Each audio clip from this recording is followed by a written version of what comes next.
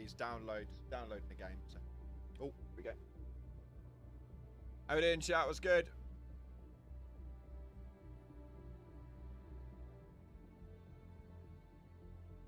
Right.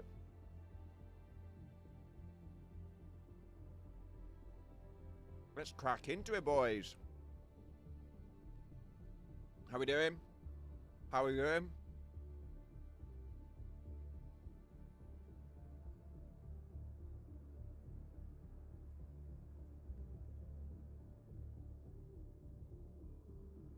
Right, okay, I think now we're live.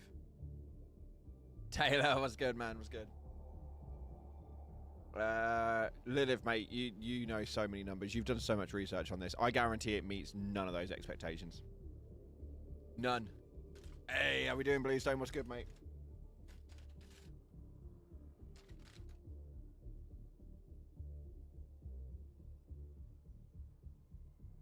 Senshi, how we doing, pal? How are we? Right.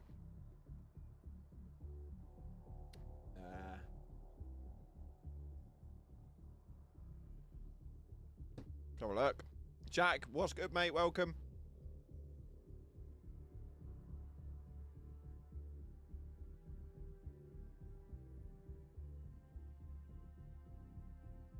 Orange lights for the bug front. Not entirely, no. We're having a bit of a play around with the office. I've been doing quite a bit of work on it and trying to change up a lot.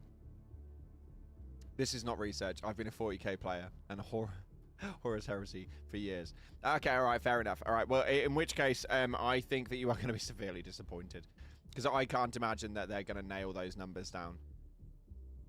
I will be very, very shocked. Very, very shocked. Morning Cloud dropping by, making pizza dough currently. So I'll be busy, but have a fantastic stream, bro. I'll take it easy, man. Thanks for jumping in, Duke. Appreciate you, man.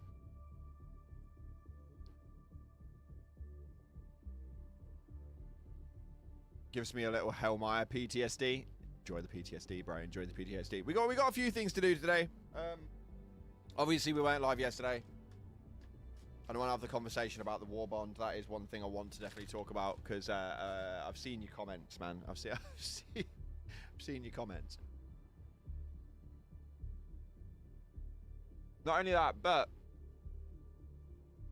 I found this channel that seems to get no fucking views, like at all. But they're all Helldivers, like developer interviews and shit. I'm like, I'm sure I had this idea ages ago, and you told me I wasn't allowed to do it. But hey ho. So we got the latest one, which is a Mikael Eriksson. He does an interview with Mikael about a load of shit 6 days ago. So, sorry, I'm eating sweets. So that'll be interesting. That'll be interesting. We might give that a watch once we fill up a little bit more. Liberty calls for aid across the galaxy. It's maybe the first Warbond I actually spend money on. So you were quite excited for it? It'll be like British food filled with spam and sadness. Not many of us actually eat spam, but I appreciate that. I haven't had beans on toast today, no, but I might have it tonight. You never know. You never know. It's edible, but not many people eat it.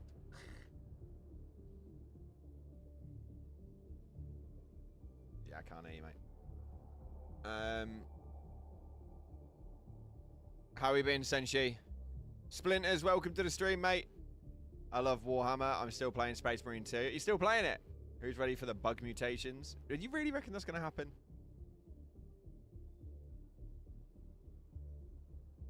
Fucking hell, Bluestone. That's crazy, right?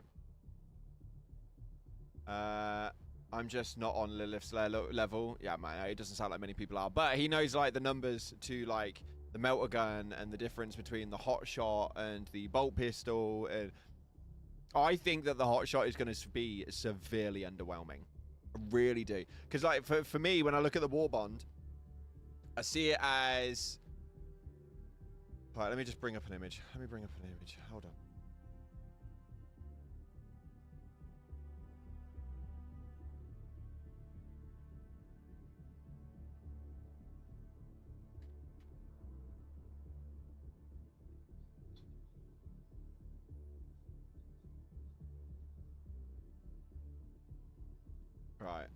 Fucking hell, this photo is massive. Yeah, that's exactly it, right? Right.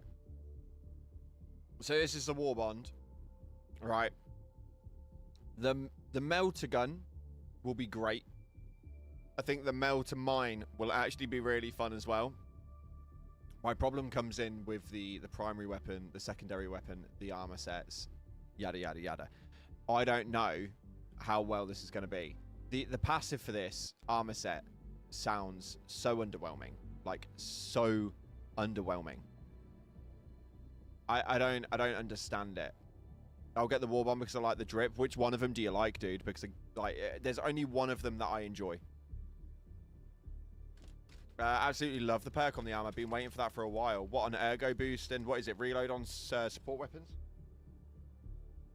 Is that what it was?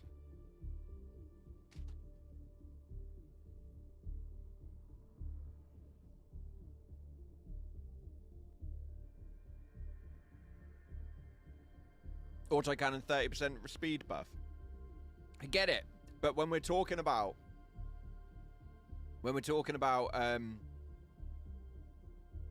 you get one opportunity to do a Warhammer Warbond. Like that passive I could have seen on other stuff. Do you know what I mean? Do you know what I mean? Like I could have seen that on a load of other stuff, but I don't know, man, it just didn't really scream for the Emperor for me. Do you know what I mean? Like,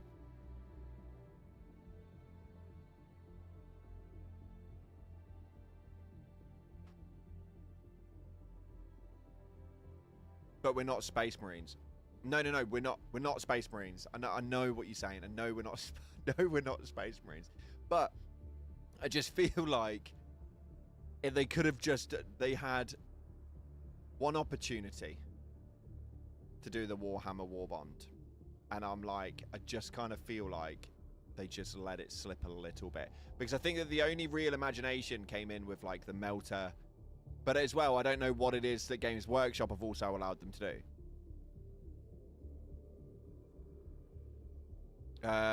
May put a little tad bit too much Helldivers look. I've actually seen the armor sets that they're based on, and they are fairly accurate. I feel like they picked ones that looked like Helldivers already. Do you know what I mean?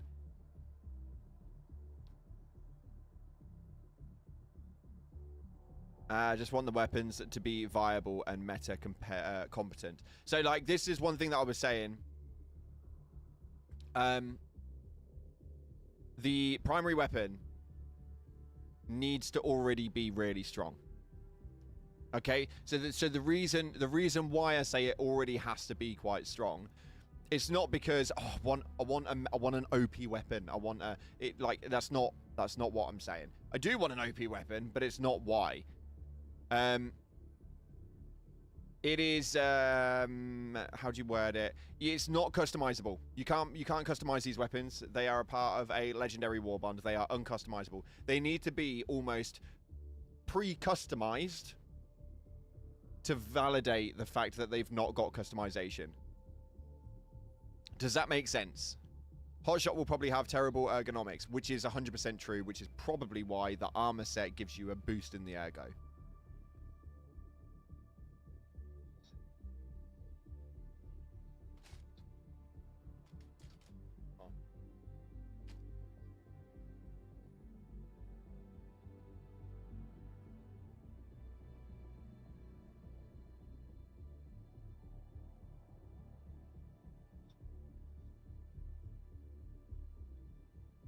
Mm-hmm. Yeah, that's fair, to be fair. That's fair. That is fair. I'm just mad that the cape isn't Cadian purple. They did explain that, actually. Vigo did mention about it, as to why it wasn't. The Demo Trooper looks exactly like the Imperial Kassakin Demo Trooper. Same look, except colours. Yeah, it's borderline one of one. Like, they've done it really, really well in terms of that. What should the... What were they? Fun fact. Kassakin... I can never fucking word all of this stuff, man. Carapace. Armor is one of the strongest armors you can get in 40k. I'll take the weapons and keep cosplaying as... do you know what? Right, so the weapons are the one thing that I'm questionable on the most. Okay, the armor, I mean, I don't think that the perks reflect it that well, but the weapons are my concern. The melter gun is going to be peak because I don't know if you guys remember it, but when we got the... Just unplug this. When we got the Warbond for control group, and we clicked in, and we were like, oh my god, we've got a warp pack. This is like revolutionary. It's like different to the game. It's like, it's a whole change up in the way that it plays. And then... you receive the armor sets that nobody really fucking uses. The turret's really good, but it's about giving that wow factor, and I think that the legendary Warbonds should really give that big fucking wow factor, you know, that the warp pack gave. Now I think that the melter gun and the melter mine will give us that wow factor, because I think it's going to be nuts. I don't think it'll be accurate to the numbers, so for like people like Lilith who know it,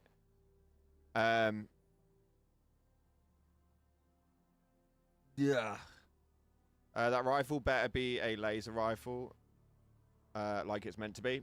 Well, we can slow down the trailer. Let's go and have a quick look. Let's have a real quick look.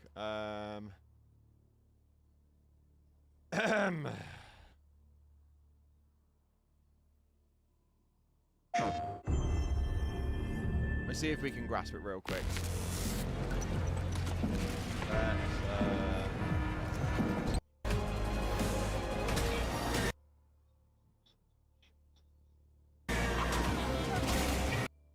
Okay, yeah, so it does look a little bit like the sickle, yeah. I wonder why they changed the colouring on it, though. I'm sure is it supposed to be red? Yeah, somebody's just put fire as red lasers, yeah.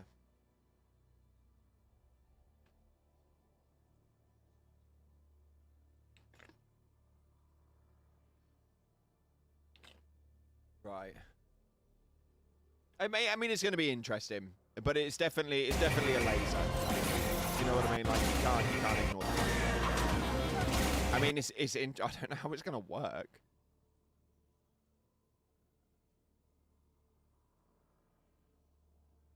Because it doesn't look like a laser. Like it's not like there's no. Wait, how does this work? Have we got any lore nerds in the chat for Warhammer as to how this weapon works? Because it's obviously a laser weapon, but a lot like all of our other laser weapons, they generally hold like a full heatsink and shit like that. Do you know what I mean?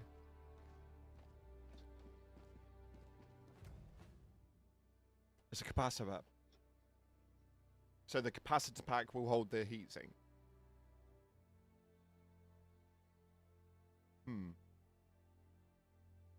So we're looking at this bit here, chat. Those have power mags, battery, unless that mag is the heatsink. Because it would have to be something, because look at us, it's firing. Look, you can see, like... It's the noise, though. The sound proper throws you. Because if you close your eyes, it sounds like a ballistic.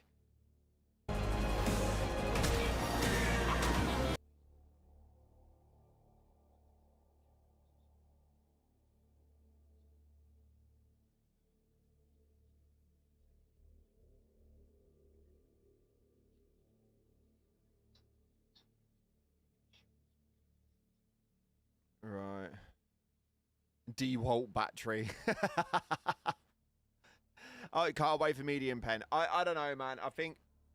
Let's take it back to the game. Do we have any marksman rifles that are currently heavy pen?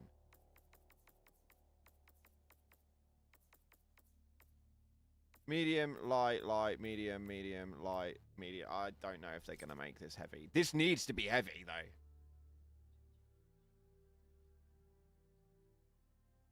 What, the Constitution? Yeah, it's medium. Yeah, they're all medium. We don't have a single rifle. Eruptor, if you count it. Can you count the Eruptor, though?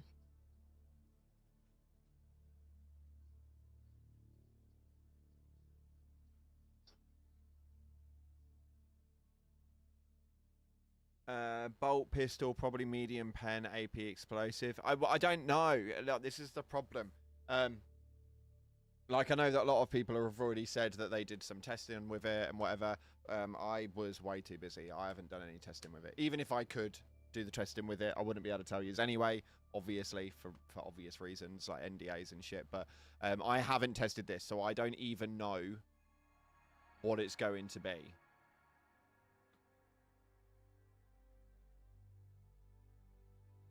Downpour. Predictions. Marksman rifle will be medium pen bolt gun, heavy pen melt-a-gun, heavy pen with anti-tank.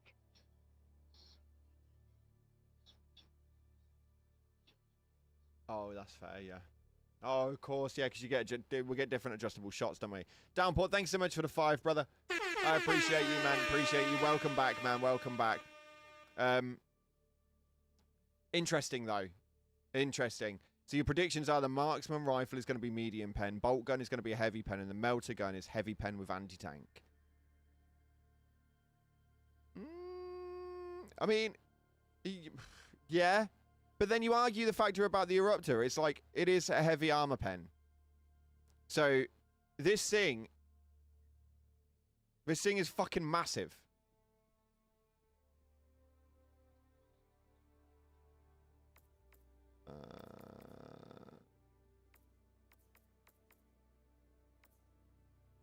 What, the jar? Yeah, medium. But so is the hyena. Alright. Okay, yeah, you got me on that one. And the counter... The diligence counter sniper is about the same size. Ooh, this is spicy. This is spicy. No, actually, I wouldn't say the hyena was as big.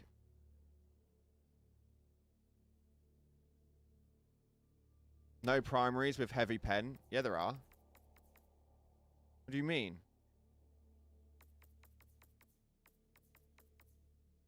Got a primary here with heavy pen. I don't think there's many more than that. But there is, the Eruptor is definitely a heavy pen primary. Limited shots on heavy pen if you choose to, and then you get light or medium pen for the full capacity of the battery. I think it's going to be intriguing. I smell a lie. You know. No, I don't know. I actually haven't tested it. Hands down. I swear down. Haven't tested it at all. I wasn't around. I didn't have the time.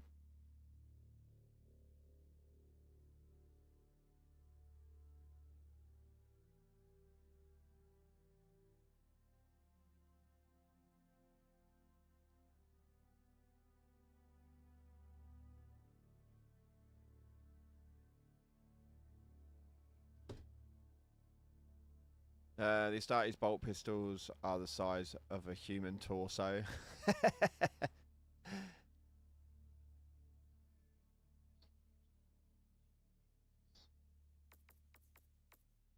Got a double-edged sickle.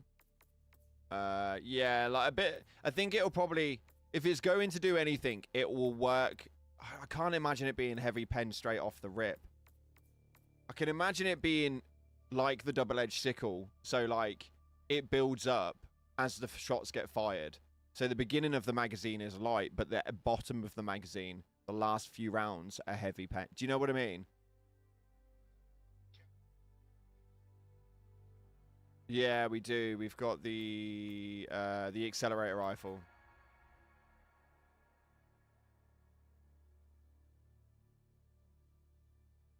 Eruptor is only AP4 because it has the explosive element with the weapon. I have a very good feeling the marksman rifle will be AP3 with high damage, like the hyena. They're different ranges, though, Downpour. The armor penetration and the explosion radius are two different things.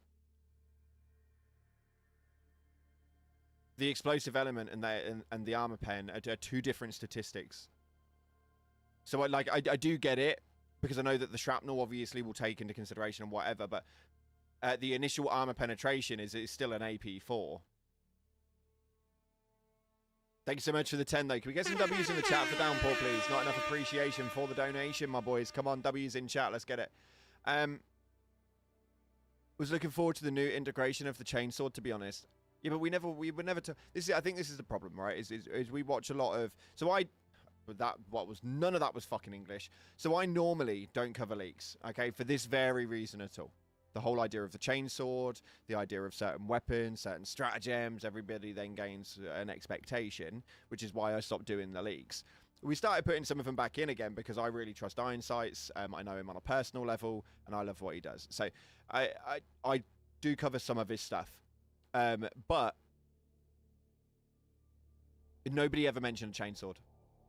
Nobody ever mentioned a chainsword. Like, it was never even in my mind that that was ever going to appear. We've got the chainsaw, yeah. There's not. Have you heard of the shear?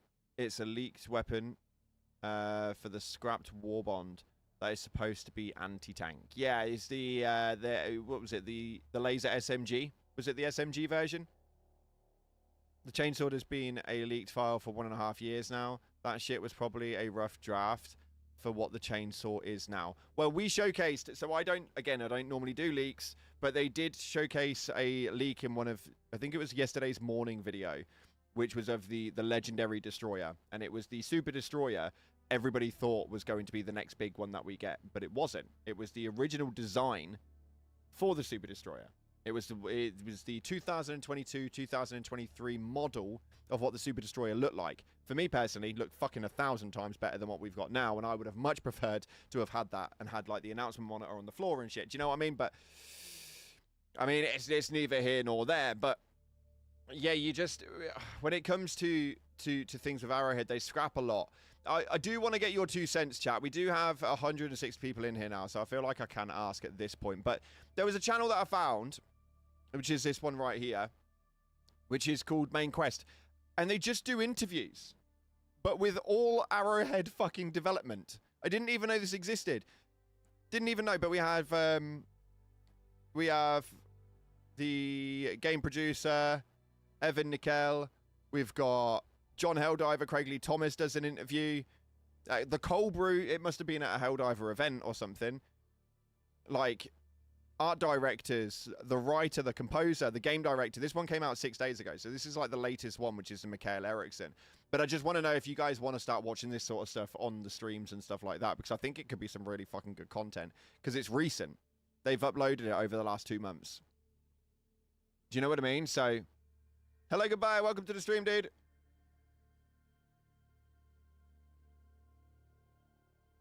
Right, okay. So, full of lazy devs. Sounds fun. We could watch it. We could give it a watch and see what it... We could try the Mikael Eriksson one today.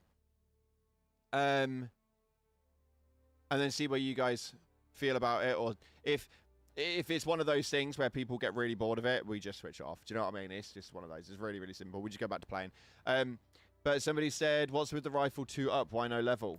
This is what it's going to look like with your Warhammer gear. This is why I'm saying that the primary weapon needs to be good. It needs to be good right from the get-go. Needs to be good right from the get-go. Now, the only reason why it needs to be good right from the get-go is pretty damn simple. Because you can't customize the fucking thing and you can't level it up. So it needs to be good and it needs to compete straight away. Here we go from Lilith. Thank you for the dono, mate. I give this Warbond a week in the spotlight before all the stuff in it begins to gather dust in the armories. Like every other Warbond. Yeah, no, I feel you. I feel you. Well, you think about it, the legendary armor, legendary stuff that we have, like the, well, like the accelerator rifle, but when we take a look at the actual weapons that we've got, like the MA5C assault rifle from Halo, like I used that once in a blue moon as like a novelty piece. Do you know what I mean? It'll be enjoyable when you first get it. Cal, how we doing, mate? It's been a hot minute, brother. Been a hot minute. But I think it is going to be a weird one. August 12th is the launch date. Yeah, Big Massa. It is August 12th. It's on a Wednesday, though. I feel like, is something happening next week with Warhammer?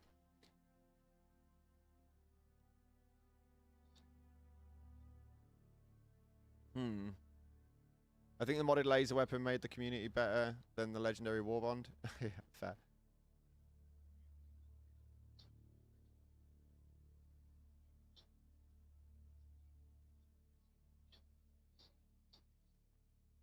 Yeah. Yeah. Lazy design. I don't know if it's lazy design because I don't know how you can do a replication of another game's content without it being like, do you know what I mean? Irrelevant anyway. Expand on lazy design. Akil. Just give me akimbo bushwhackers. Yeah, akimbo weapons. Yeah, I knew this was going to be a topic that would come up at some stage. The akimbo weapons is something I've been asking them for inside of like fucking messages and calls and shit for about a year and a half. Like, I've been asking for that for a long time. Thank you so much for the donation, dude. But yeah, you're not on your own with that one. I really appreciate it. Get some W's in the chat for a queel, please. I can't hate on Arrowhead too much. Yep. If you know anything about Games Workshop, they keep their property under ultra lockdown level 15. Yes. So thank you so much for the downpour donation of 5. Appreciate your W's in chat, man. Let's get some appreciation for the donation. Yes. So Games Workshop are renowned for keeping their property locked down as much as they possibly can. They are literally, I think, other than Pokemon, the ones that are the most well known for not liking their shit being replicated. And if they do, then they genuinely like to have control of those assets. Do you know what I mean? So that they like to decide where it is. That's why I find it really, really odd how it was that they were explaining how they came to the Kassakin idea.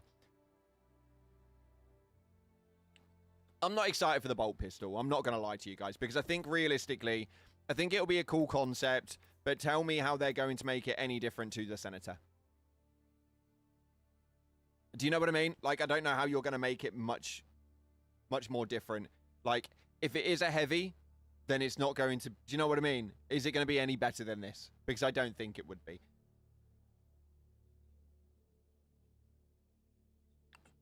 Yeah. Yeah. Have you seen the Helldivers 2 short on the Gatling laser concept? No, I haven't, no. Make the bolt pistol explosive. Fair.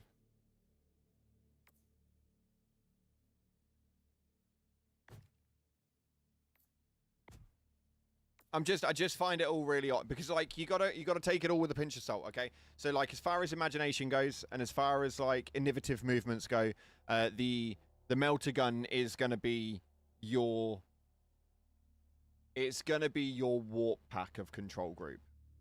You put it on and you go, oh my fucking god, this is cool. The melter mine, I think, will also have its part to play mainly in defensive missions because it's obviously a trip mine. So, like, you wouldn't take it over a thermite still. Because it's not going to work that way. Do you know what I mean? You couldn't stick it to a fabricator and expect it to blow it up. You know what I mean? Maybe if you shoot at it. I don't know. We'll have to test it out when it comes out. In 2 weeks on Wednesday. Well, a week on Wednesday, but...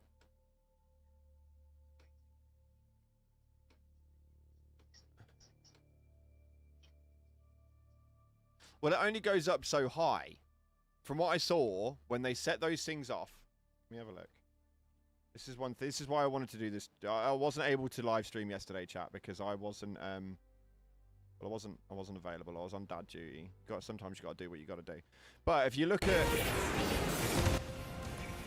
Look at how the mine goes off. It's capped in height. So you can see it starts to drain off at the top here, which means it's probably slightly bigger than a Hulk. Which means I don't think it's going... It might work on a factory strider, but this sure as shit is not going to work on a Biotitan. Oh, if it does, then I call bullshit. But it's like capped as to how high it goes. And it's like starting to fade off on the top here. So it's not much higher than where a Hulk sits. So it'll be really good for Hulks and probably Chargers. But I can't see that being any good against a factory strider or a... Yo, Buzz, what's good, baby? Happy 79th birthday. I'm glad you still love me, man. I'm glad you still love me. I didn't think I'd hear off you again.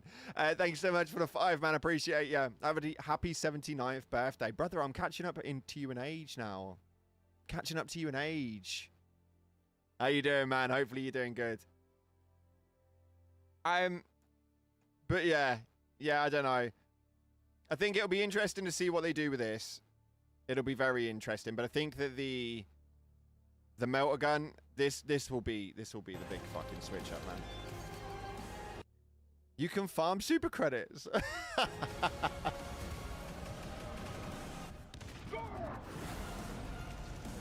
Like it just looks cool. It just looks cool. I'm trying to grasp what the noise is.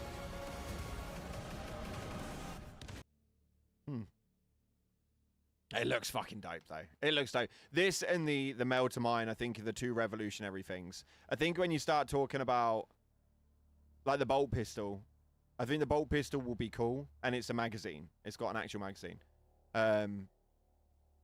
So it will be faster than reloading a Senator if it is at a higher pen. If it sits at a medium pen, then this is going to be rendered fucking useless. Let's be completely honest. And you can say, no, it's not. It's really cool.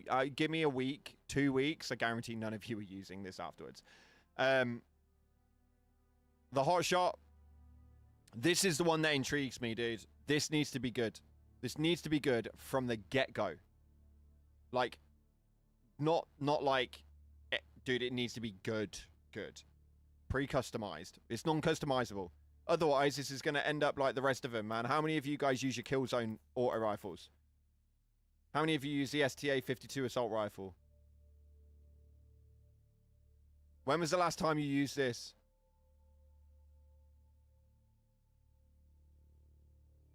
Nope. 0.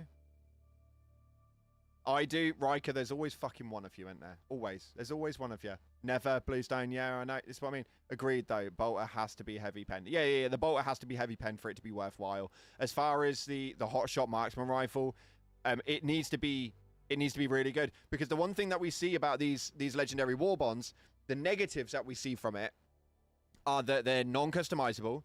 You can't change the skins on them. I don't know why they fucking chose that. Who sits in a meeting and decides that? I don't fucking know. But irrelevant. Like, they're all non-customizable. So the statistics from the moment of launch need to be the same as a fully modified Coyote. Do you know what I mean? Do you know what I'm saying? Like, obviously, we don't need it all to have fucking incendiary bullets and shit. But it needs to be up there with those numbers.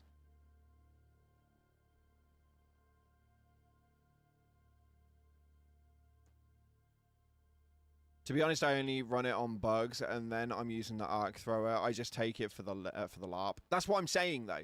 It needs to have the big fucking boom directly on it straight away. If it's not pre-modified, because you can't mod it.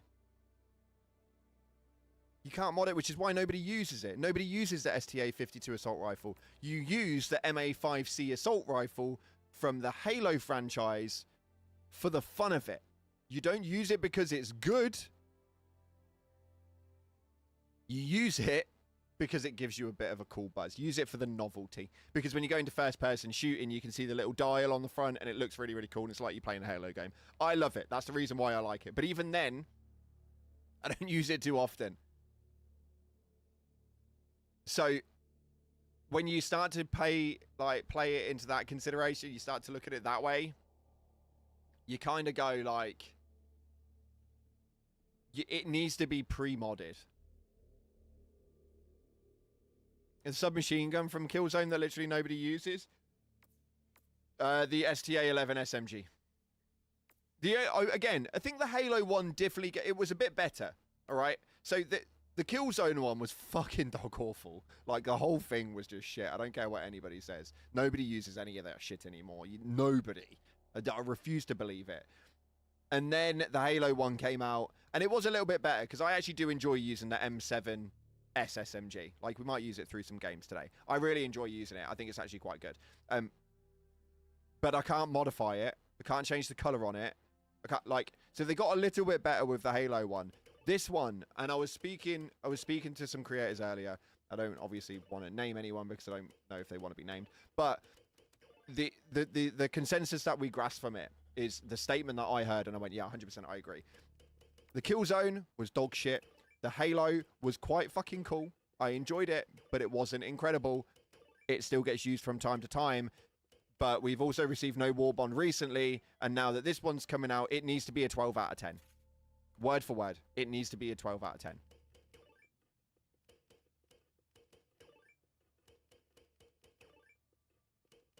Someone is playing Strat Hero on your Super Destroyer. Yeah, it's okay. We leave it open, man. You're all more than welcome to join on in.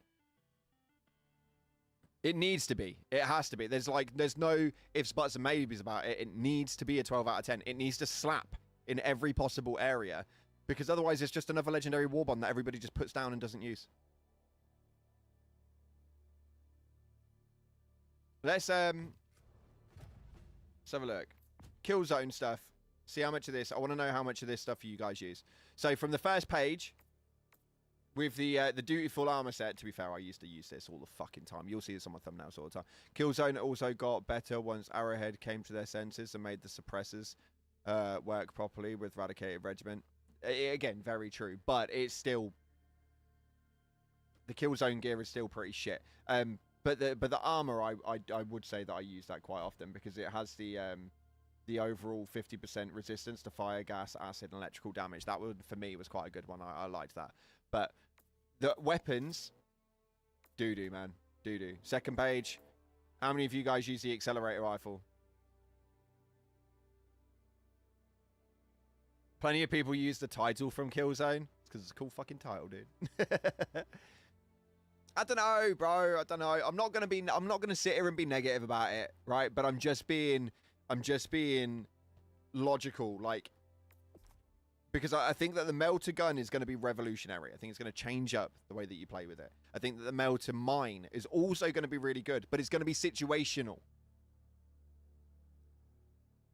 But it needs to be better than the Killzone. But the Halo one was better than the Killzone. Now, I don't use the M90A shotgun at all. The SOCOM pistol will get used from time to time. For me, the SMG is probably the most fun that I have with it. I have quite a lot of fun with this. Don't know why, I just do. And the armor set actually wasn't that bad from what I remember as well. So it's Warhammer 40k. You can't half bake this shit. You can't half bake it. It needs to be good. I've seen the accelerator rifle used, but that's about it. Yeah, that's it, dude. That's it. That's what I'm saying. So it needs to have more to it. It needs to have more to it. My biggest concerns is the primary weapon and the armor set.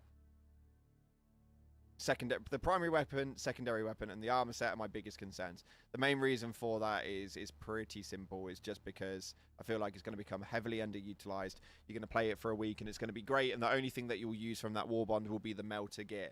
That's it. Raptor, yeah, you are right. Yeah, the M90 should have been medium pen, 100%.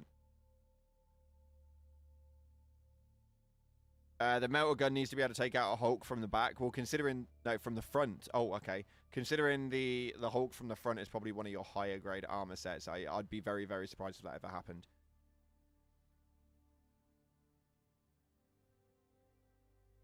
Connie run? Plim. Fucking hell, mate.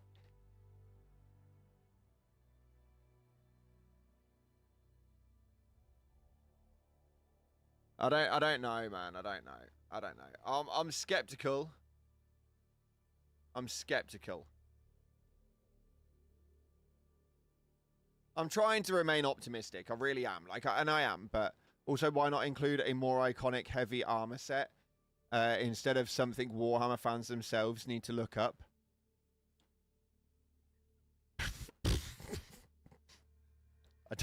Do you know what the armor set's based off of, Cthulhu? The heavy one?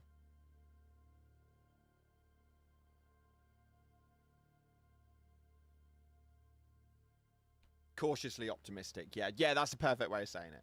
I think that the melters are going to be great. The rest of that Warbond Like, the rest of this just gets me on edge. Not only that, but why do the capes look so lackluster? Did we get a full visionary of the capes? Why do they look so fucking boring? Because normally they turn the... When they show the armor, they turn them around, but I don't think that they've done it.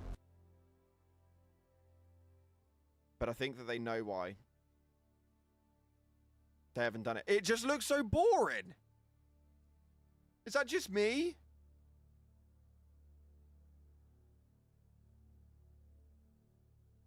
Do we get to see the back any other time?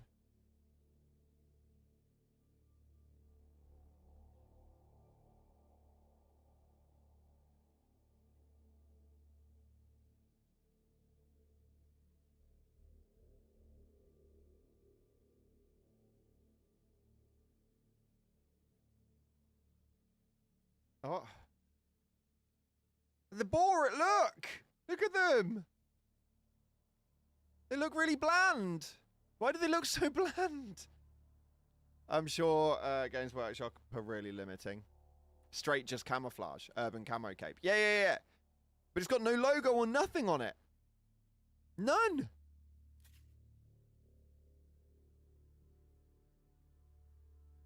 Guess I'll be choosing a different cape with them.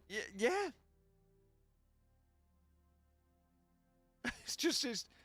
It's very blech. Chat, if you haven't already, man, we got 230 people in this chat right now. Smash that like button now. Let's see if we can bash that over 100 likes straight out the gate. I'd be so greatly appreciated. It helps me out more than you guys will ever actually know. It's completely free of charge for you guys to do, but it does help me as a creator. So hit the like button, please. Really wish they gave us a Sisters of Battle Warbond. Fair.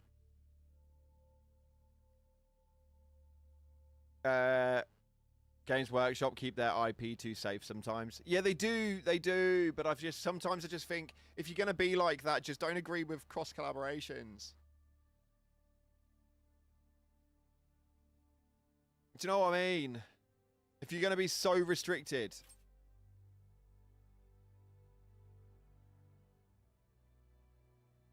Ugh. I don't know, man, I don't know.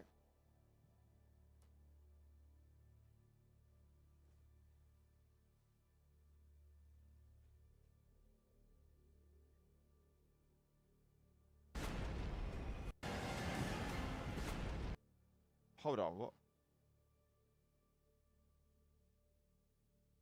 Wait, how did I not notice that? Two melters. Two melters. I can see him shooting the two melters. I call bullshit. I call bullshit. If I can't replicate this... If I can't replicate this, I'm gonna be fuming.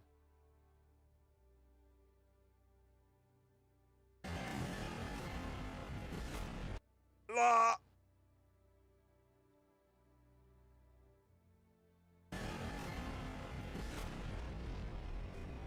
There's no fucking way. There's no way. That's not real. That's not real.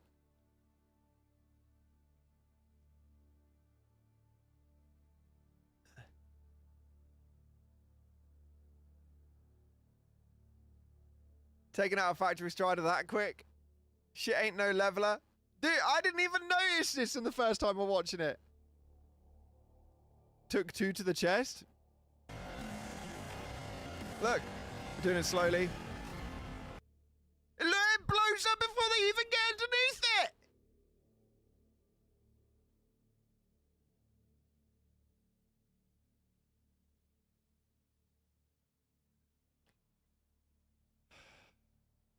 It blew up before it even went underneath it.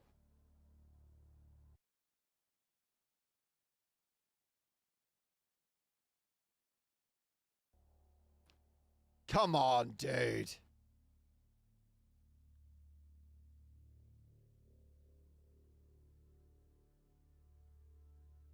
Look. What is it shoot? Is it shooting at them? Nah, I wasn't even shooting at him. Fucking nah, bullshit, bro. I can't peek my head out from round a corner without these two guns at the bottom drilling me in. Look at this. Boom. There it goes. They're underneath it still.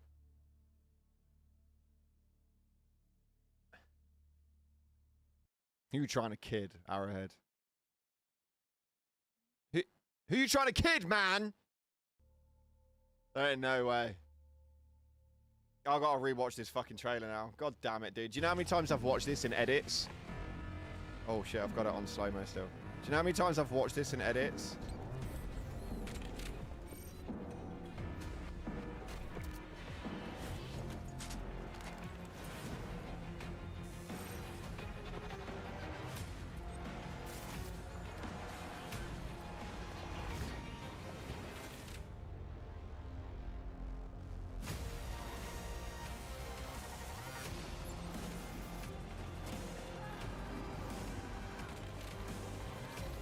Right, so this is where I get etchy. What are they shooting at? Oh, he's shooting at Voteless, dude.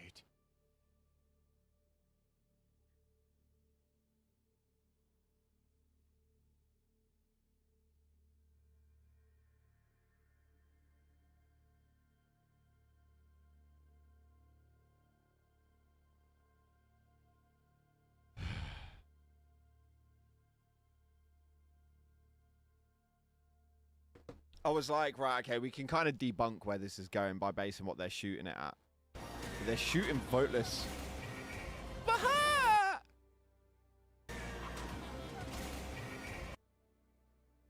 It does look fucking cool, though. I like the scope. I can't lie. I like the scope. I do. I like the scope. Yeah. Yeah, they fucking missed that one.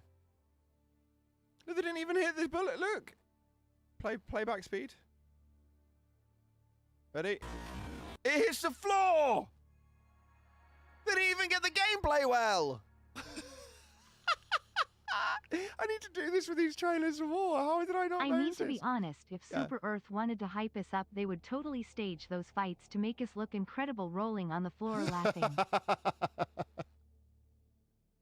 Yeah, 100%. Appreciate you, Plim. Thank you so much for the 5, dude. Right, they're trying. We need to do this with more of these trailers, chat. The trailer Mythbusters are open for business. Look, he fires. It fucking missed. He missed completely. Didn't even hit anything. Look at the amount of fucking foliage there are. And he missed.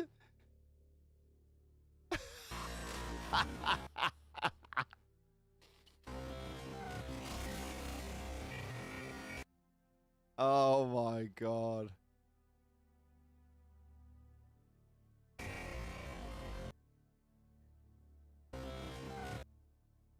Wait, what?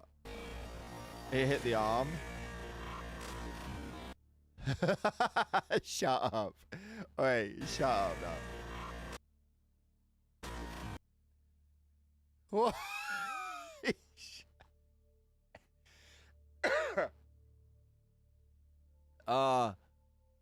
Oh, chat, come on. Oh. Hey. Fucking Jesus Christ. Okay.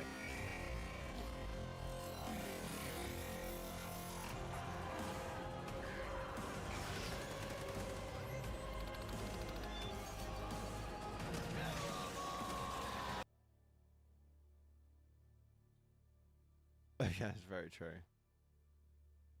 What are these? It's blowing them up in one shot. The bolt pistol's actually going to be quite strong, I think, isn't it?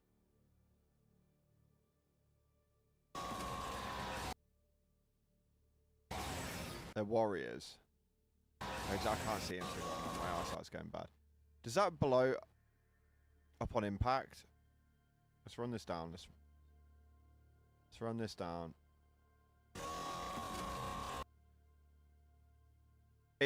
It explodes on impact.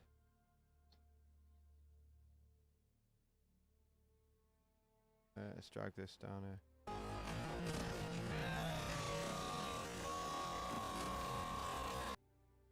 Are you seeing it?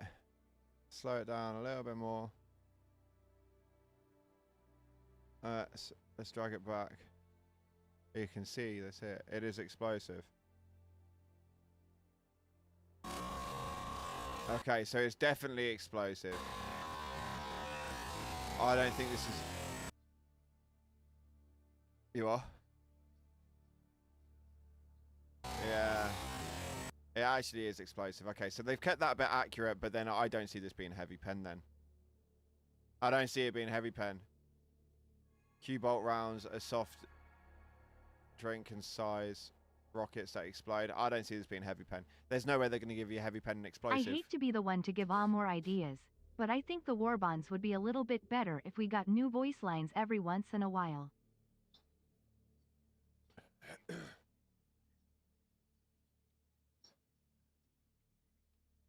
A 30 Mike. 30mm grenade. Secondary Dominator. I hate to be the one to give Arrowhead more ideas, but I think the Warbonds would be a little bit better if we got new voice lines every once in a while. I do agree, but I don't think it's really like a crucial part right now. I do agree though, we do need more voice lines and shit, but I do think it makes a difference. Like there's only so many times you can listen to, oh my legs. Like we do need some new voice lines just overall. I can live with the bolt being mid-pen explosive.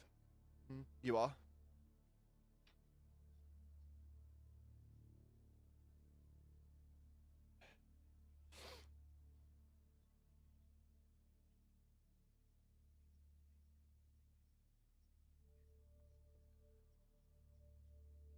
Yeah. Yeah, maybe.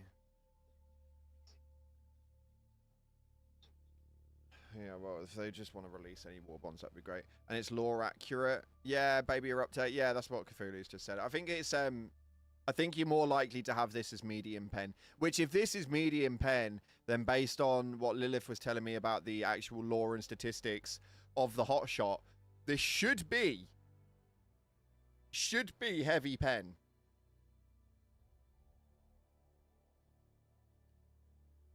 Just based on the statistics alone, this should be a heavy pen, and we should be looking at this being medium pen with explosive.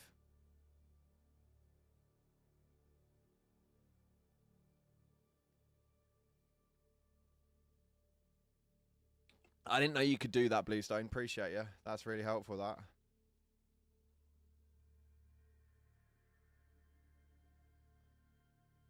I love how they catch the bullet going out as well.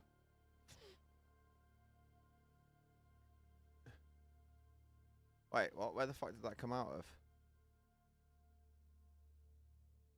Where did that come out of?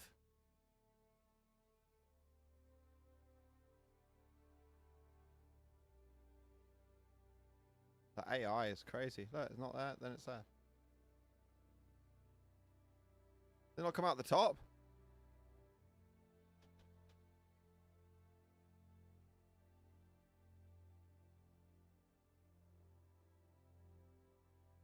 Sure. It should be coming out the top, but even in this, it's coming out the fucking side.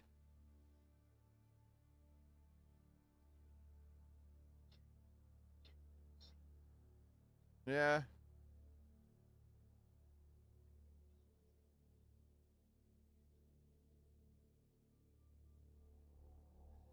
The shell coming out the side, lol. The top is the cartridge exit. Yeah, but it's not coming out of there, though. Look, you can see it.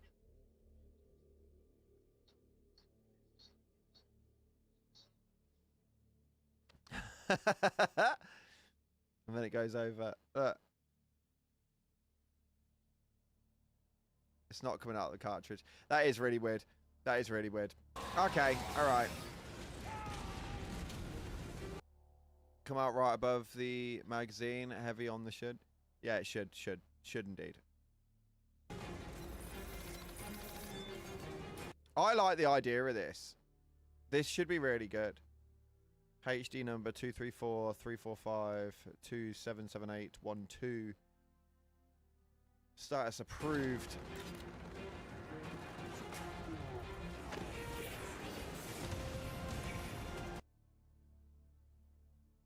I think this is going to be quite good, but I don't know. We got anybody in chat that knows like the height difference between a Hulk standing up and the belly of a Strider?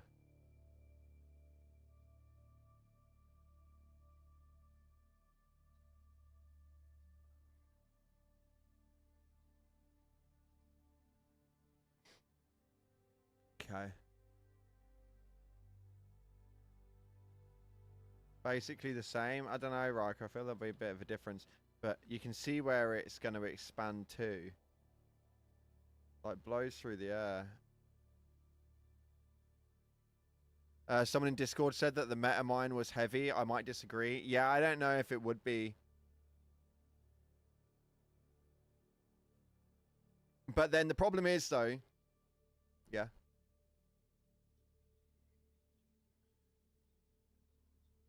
Right.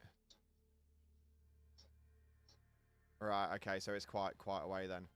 Alright, the problem is you can't base nothing off of these trailers, chat. You can't get the AP values of anything off of this.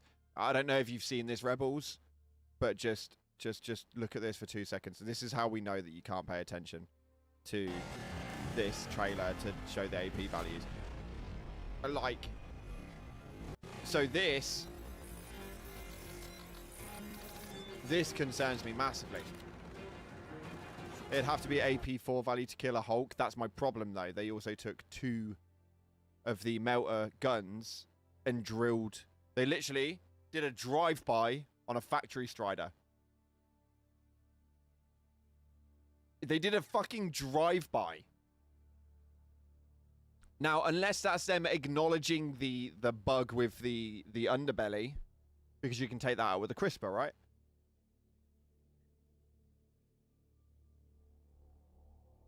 But this, it wasn't shooting back. Bro, it's a trailer. Oh, fucking hell. Boring. Factory Strider has 10,000 main HP. This is cool, man.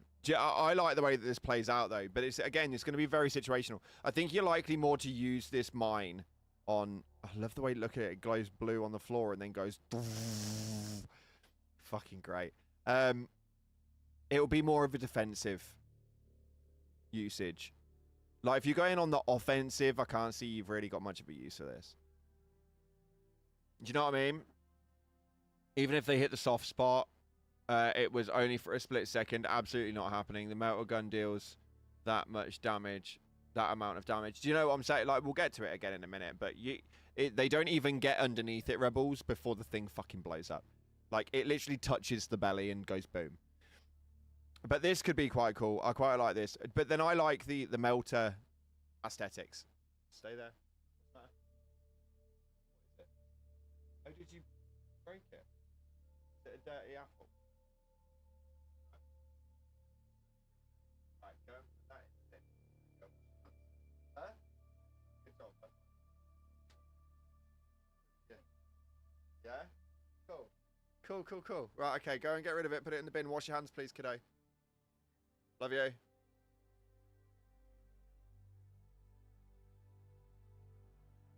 It could be used in offense, but it's tricky. Yeah, but I'm saying for average use, it's not likely to be, is it?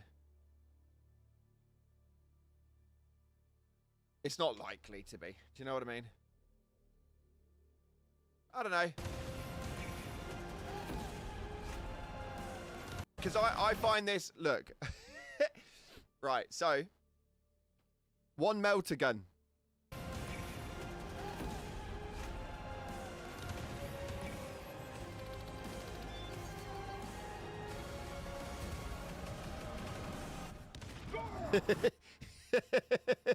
But yeah, we can drive under a factory strider.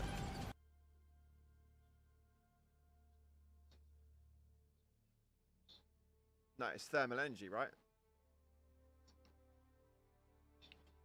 Yeah.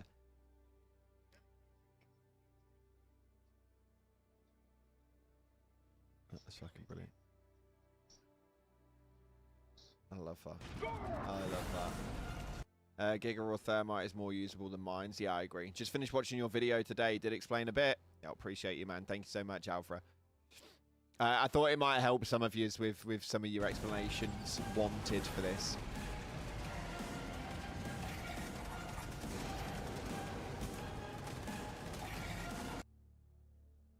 Oh.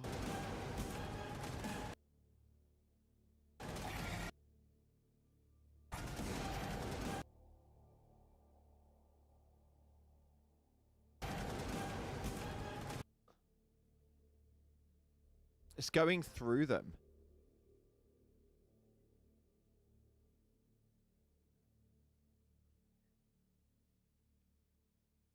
Or did that just miss?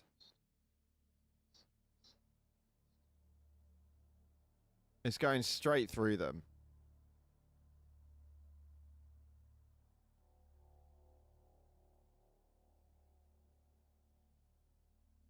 Hold up. Yeah, but look at the difference here, look. You see the two lasers? Now, I don't know a single illuminate that fires a red laser.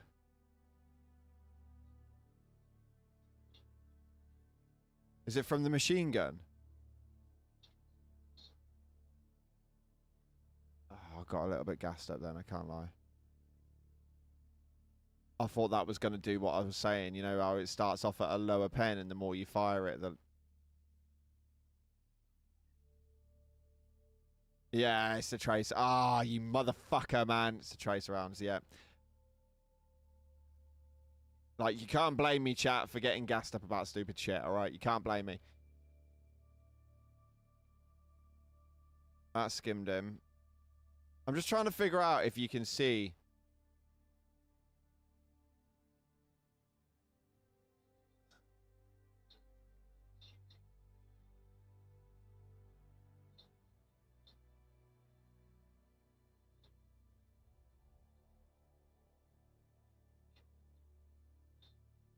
Oh, yeah. Yeah, look, it goes through his leg here. Blows his leg out, but continues to go through it. So it's got... It's got a really... This has got to be good, man. Does pierce enemies. Doesn't that mean that it's at least medium armor pen? I think so. I'd say that was fairly accurate, Frog Mike. But I think that we knew it was going to be at least medium pen. Do you know what I mean? It has over pen on stuff. So it goes through the leg. Anti-tank pen gun, maybe? No, not a chance. It goes straight through his leg, blows the flesh mob's leg off, and then continues to go through. Heavy hot shot and medium bolt pistol would be good. Yeah, that I would agree with that. The bolt pistol being a medium pen with an explosive round would be really fucking nice for the weapon.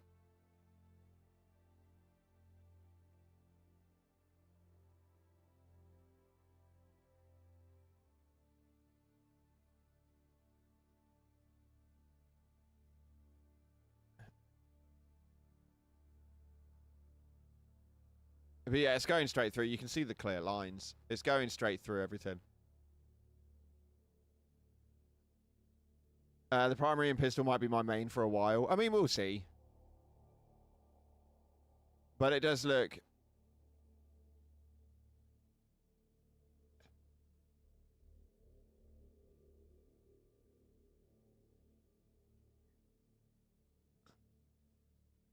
Ooh. Oh, okay. So you can see that it's got overpen there. We should have just watched that bit first.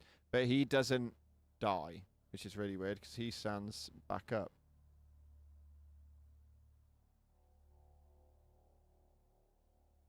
Goes through one.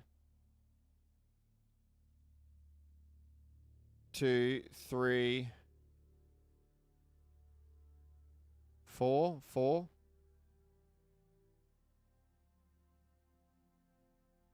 Three. No, it does go through 3 of them. Oh, wait. 4.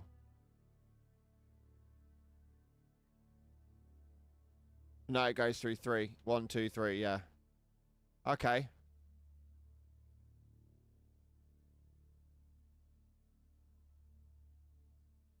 That's definitely explosive. You see it blow off the wing of...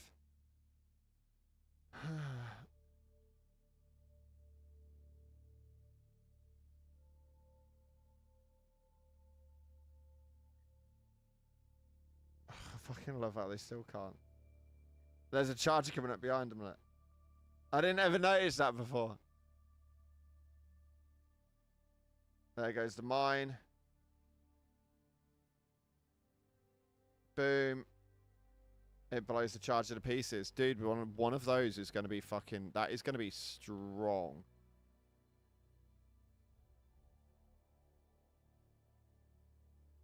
Damn, Cloud, you have me hyped up to only be disappointed, probably. Brother, no, come on. You got to keep your head on an open mind, all right?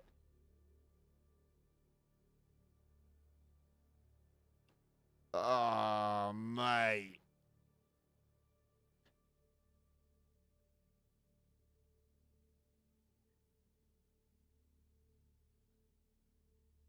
The stream turned out more fun for me than a gameplay one. Well, this was meant to be my stream yesterday, but your boy's got kids, man, and we're on summer holidays. You know what I mean? I got to do what I got to do. We got out quite a bit of content yesterday, though. This is the bit I just can't wrap my head around. Like, this is the bit I cannot wrap my head around at all. Because no matter how many times I watch it, look, they're not even... At the beginning, they're not even online with it. And then it just touches it here. Drags across the front. So you're going in frames, and if each... Like, dude, it's this... Boom, there. You telling me? Bro, no. Look, it touches the belly here. And then it's dead.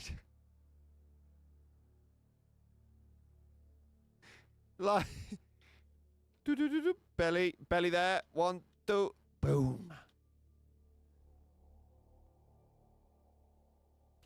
You know, like...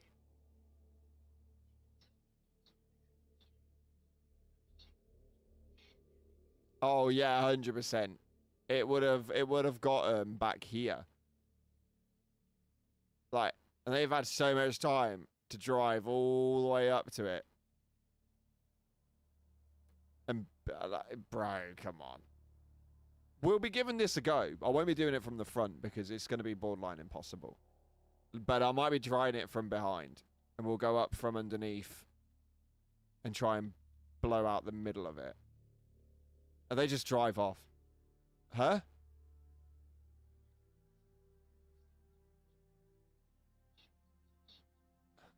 That's what I was thinking.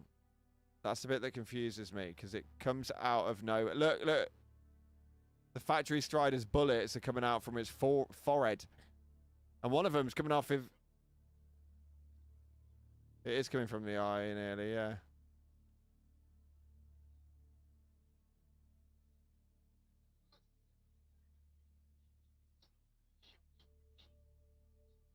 No. Oh, wait, no. Oh, it might be from the machine gun bouncing off, mate. It is firing.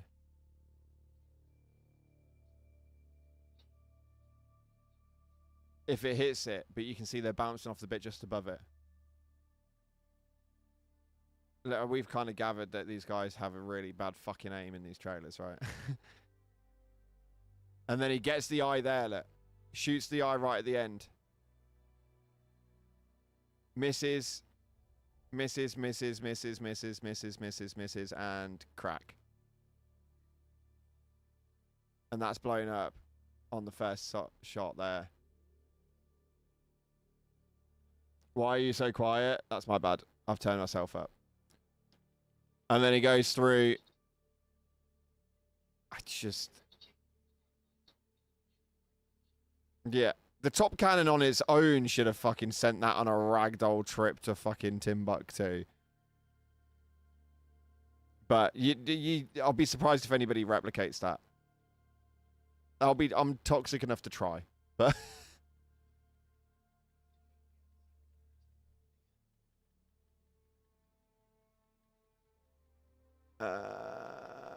I just wish the capes were nicer, dude. Just wish the capes are so boring. I'm so shocked.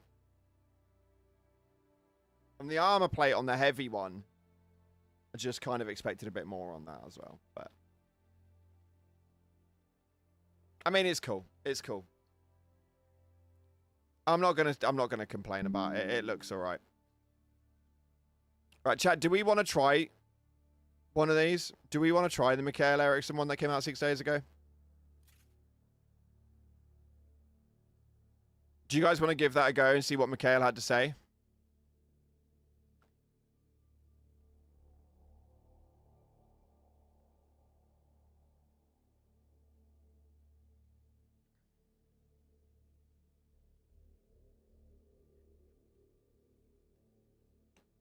Yeah?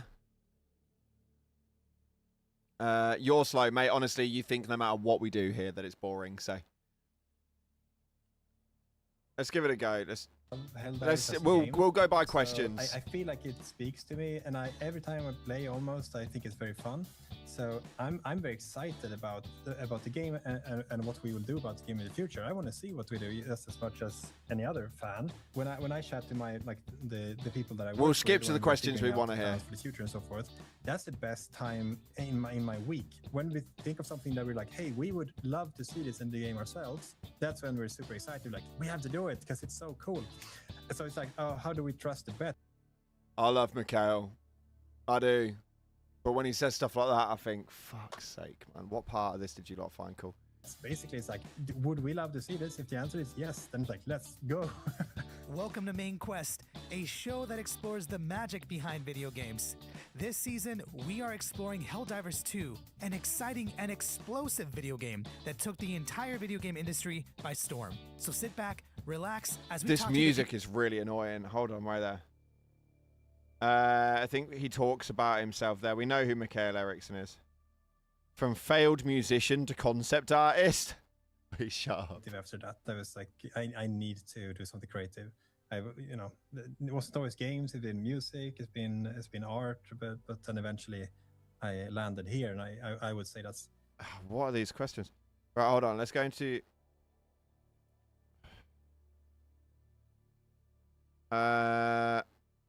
How Helldivers 2 concept art? No. Becoming the game director? Don't care about that. How Arrowhead plans? Oh, okay.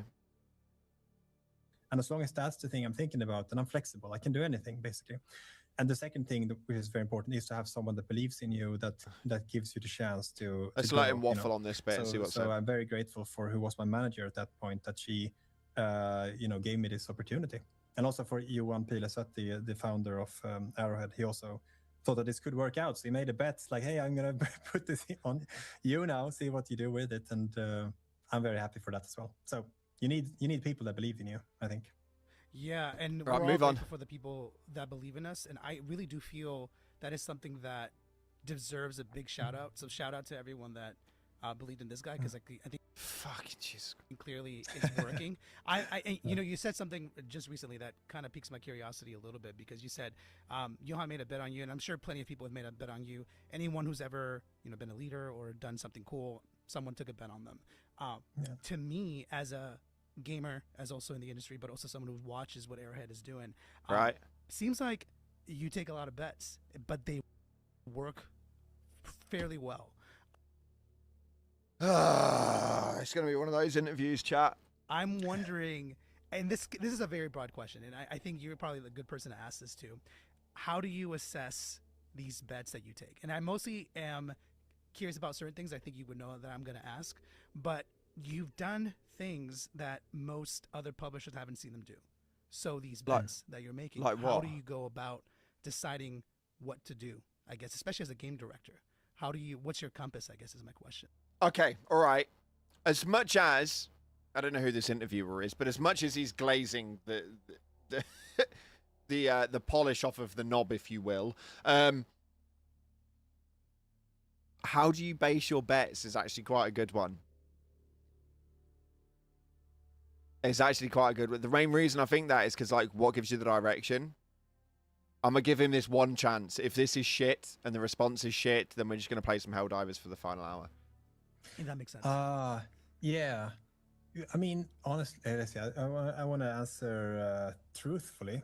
But I guess, right, there's a few, I think there's a few things. is he fucking okay? Is he okay?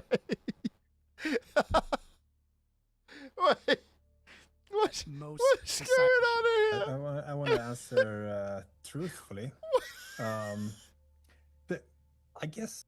What's wrong with his forehead, man? Right, there's a few, I think there's a few things. First of all, I can't like underestimate. I think just how important it is to have a vision that you believe in, and. Are you fucking serious? It's important to have a vision. Jesus Christ. Also to like what you're doing. It might sound stupid, but like, I mean, like as in, like I really love Helldivers as a game. So I feel like it speaks to me, and every time I play almost, I think it's very fun.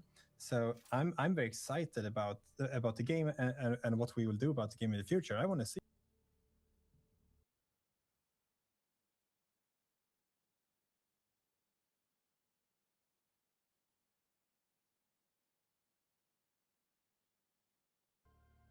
What we do just as much as any other fan. And I think like, oh, if I didn't have this, if I didn't actually like the game that we were doing, I would never dare to do any bets, right?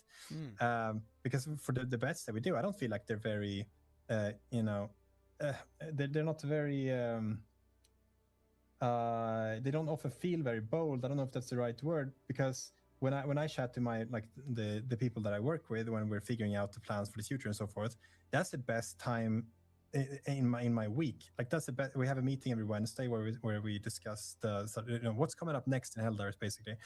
How can we have a meeting every week, but we can't fucking tell anybody about anything for 2 months at a time?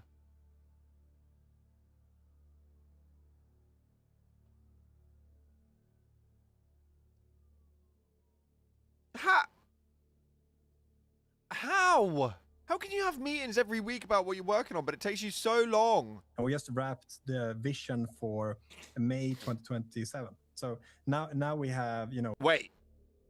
Did you just hear that? the vision discuss what's coming up next in Helldivers, basically. And we just wrapped the vision for May 2027. So They've wrapped up the vision for May 2027.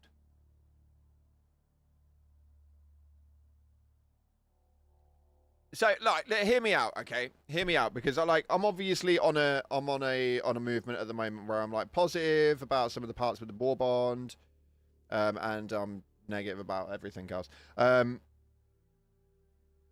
But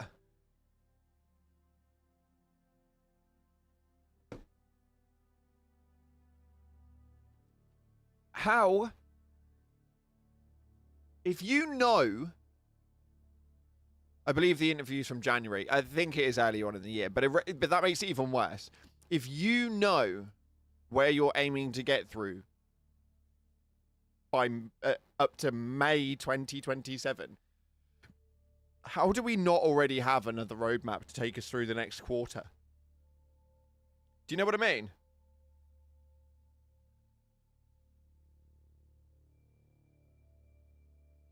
Like how...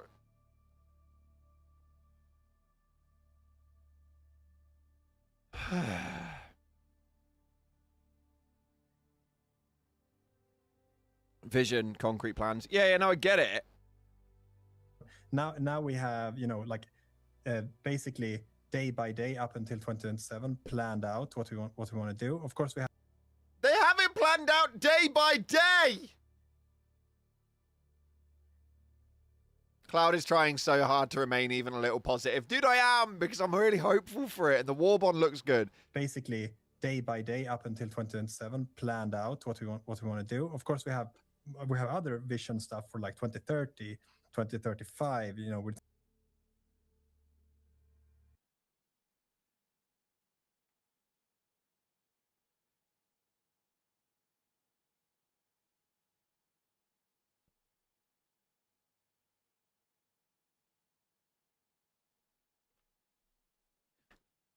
Sorry, I'm sorry. A moment there.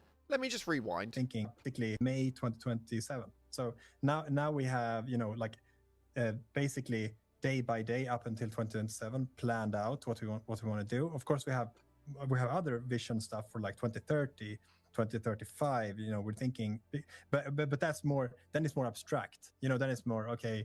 You can't look at exactly what's going to happen then. But until My guy just said he has plans for 2035.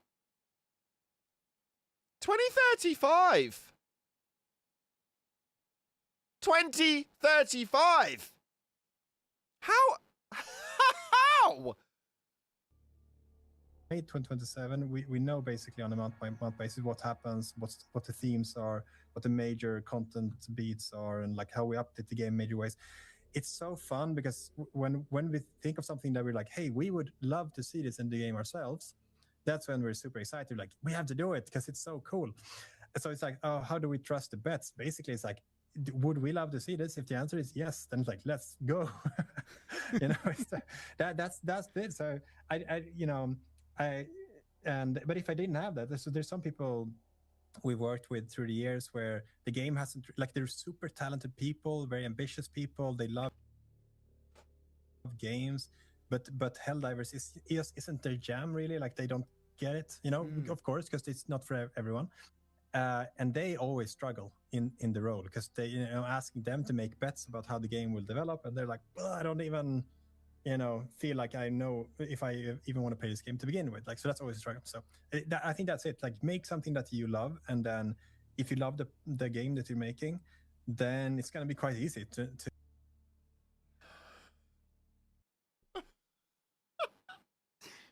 make something you love, and then it's going to be quite easy to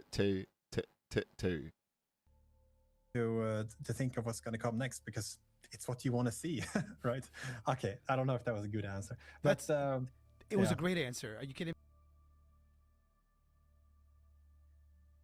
I don't know who this interviewer is, dude, but fucking Jesus Christ almighty, somebody.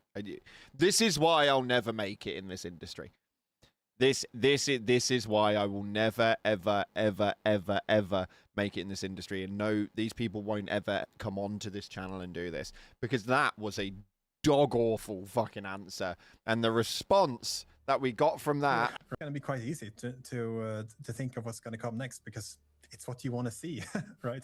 Okay, I don't know if that was a good answer, but it was a great answer. Are you kidding me? Like, I because you're absolutely right. I mean, to me, making a video game, to me, has always been like a passion thing, right? I grew up with video games. I love video games, and I think you have to love what you're doing. But not every video game is for you. As you accurately pointed out, I'm curious if what was one of your specific bets, if you have one, that you yourself sort of fought for, that maybe made it to the game, maybe it hasn't even made it to the game yet. But I'm curious. I think I know what he's going to say. If there's one that stands out to you in your mind that you were very much a proponent for. Yeah, no, I can. I mean, everything that you see in the game, basically, since we launched the game, is stuff that me and the team have, you know, thought of. Like, so, you know, of course, all of the ARC updates and everything like this was stuff that we decided on, the bets that we took, and some played out, you know, amazingly well, and some played out like less well.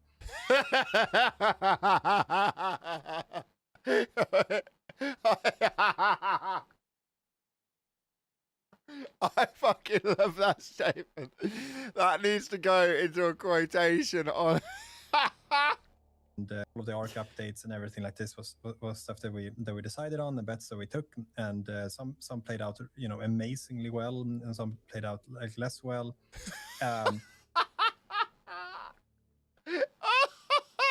Some of them just played out amazingly well. Some of them less well.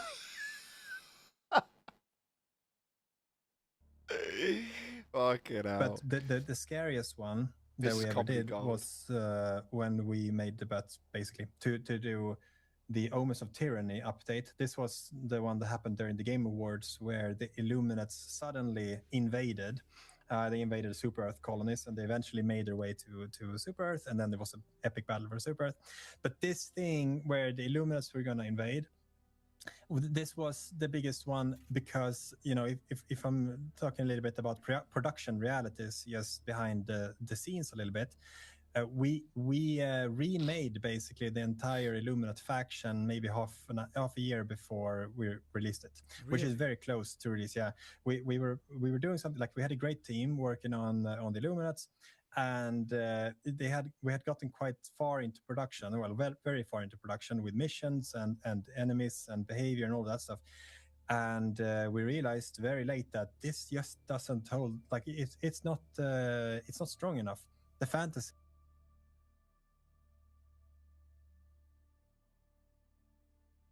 Oh, what? Wait. And we had gotten quite far into production, very far into production with missions and enemies and behavior and all that stuff. And we realized very late that this just doesn't hold. Like it's not strong enough. The fantasy is not strong enough. You know. He's talking about the Illuminate.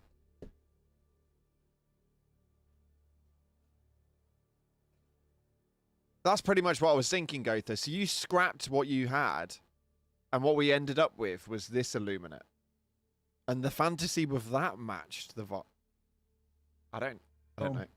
Basically, like in our game, the biggest source of inspiration for us Inside when we cameras make on. new What's updates is... Huh? Go make a drink. Just don't make a mess.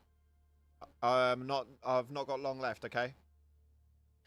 like movies and TV series from the 80s and 90s. That's basically it. And we like to rely on very strong fantasies, strong tropes I don't know. from that era, basically. And one of those, as you know, like with Starship Troopers for the bugs. Yep. If you've seen this movie, you feel like you're playing that movie basically when you're playing against the bugs. And we try to have that strong fantasy. We try to have that for everything. It should always be obvious what you're doing. It shouldn't be, it shouldn't be like we're trying to do too many things at the same time. It needs to be pure. It needs to be very easy to understand. And the Illuminats just wasn't that. So we said, okay, we really need to do something good here, because we weren't used to live service yet. We hadn't proven ourselves. We weren't used to live service yet. We haven't improved ourselves yet. Fucking mental. I think on the so out of touch on the world stage as a live service game, and we said, okay, Illuminats, they need to be the thing. They need to be the thing that blows everyone away, and that can be the first real step towards being a very successful game in this live service world. So we said that this isn't it. So we're going to redo it, and what we did was we shifted focus a lot to like invasion movies. We've all seen this like alien invasion movies where like, the aliens are invading, and there's a bunch of these movies, there's a bunch of these TV series, there's a bunch of these books as well. So it's quite a strong fantasy with this just whole alien invasion fantasy. And we shifted to that completely, and also introduced the Voteless. The Voteless is like a dark mirror for Super Earth. There's like these brainwashed zombies just blindingly following orders, and they're like just meat in the meat grinder in this big war machine that the Illuminats are doing. And we're like, we would never do that, Super Earth. But of course, it's just basically Helldivers, this is just a dark mirror. And that was a fun thing, because then we could also get this like horde zombie fantasy thing. So we basically... Low-key, that's quite cool. I never really looked at it like that. Do you know what I mean? Like, I never looked at it like that. Like them saying that. Never looked at it like that. But yeah, actually, we are voteless, aren't we? I mean, when you know the details of it, it's cool, but... We did an alien invasion fantasy mashed up with this horde fantasy. And we said, okay, this is strong enough.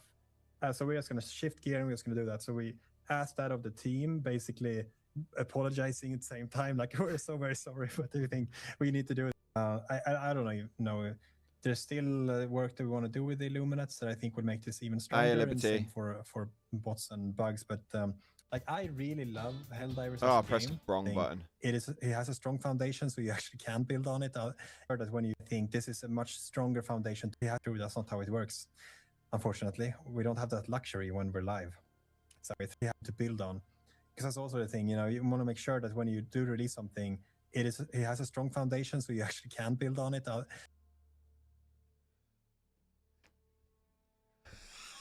Do they just fucking answer questions in these interviews and actually not listen to the words that they're saying?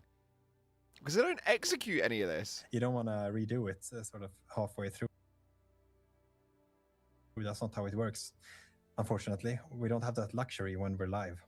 So, but anyway, yeah, just imagine they were more space wizards, but then we pivoted more to alien invasion fantasy.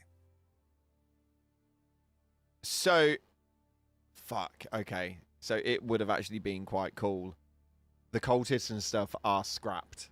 They're not leaks. The original Illuminates were space wizards, and now we've... Makes sense. How do you know when something has a good foundation to actually build off of? Because I know a lot of it probably is feel. When you play it, you can probably feel it. But I'm wondering if there's something you can write down and put your finger on it when you just know, like, okay, yeah, this we can add to it. Yeah, you need to be able to pitch it to someone in a sentence. So creating all these videos and everything, and when we notice that, hey, this is like Malevron Creek is a thing, apparently, we just leaned into it, like, sure, now it's going to be a thing. So we just leaned fully into that and just let it grow together. You didn't have a choice. The Malevelon Creek was designed by the players. That was happening no matter what you were doing. Dynamically together with the audience. And yeah, that's sort of how we did it. So it did take us by surprise just how powerful it was. And it's a crucial part, I think, of the future of this game to lean even more into this. If you don't mind, can I just talk a little bit about how we're thinking about developing this? 100%. Yeah. So I just want to say, like, on this specific point, I've said this in previous interviews, I want to say here as well. I do think that there's a few problems with the major orders right now. One of them is that it is difficult. If you're coming in as a new player, you don't know, like, hey, do I need to understand everything that's happened up until this point just to be able to enjoy what's happening right now? And also, even if the major orders says we're doing something, but like, why? What will happen if we don't? These things are very difficult to know. It's for new players. But also for if ego buffs these tricky campaigns more than what they are, what has happened during that campaign or fail? Because, like, if you're looking at clearly see the branching path outcomes based on community performance. Well, they didn't manage to do this, so then they didn't get this perk, and that's why this triggered.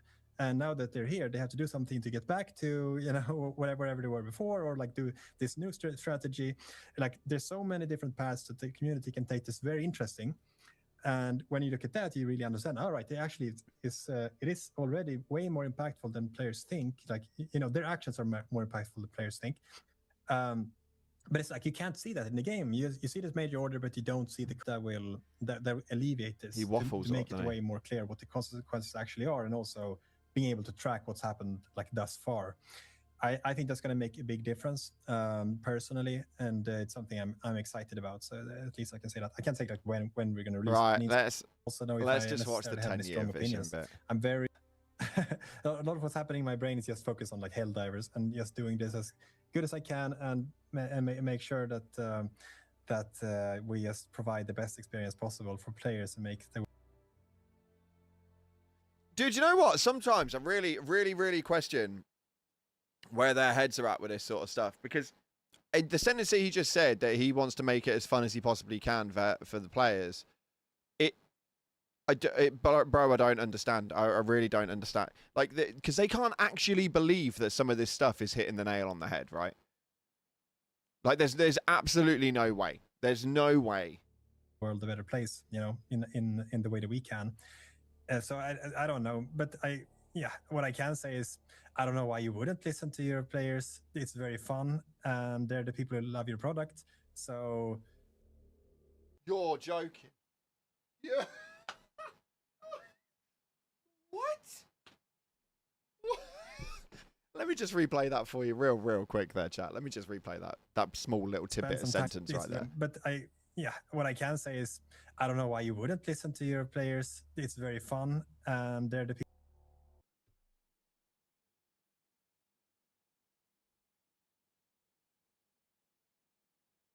He's just saying shit to say shit. They don't listen to anything. People love your product, so spend some time to do that. Probably sounds like a good idea. Anyway. That's actually a really good answer. Yeah. On the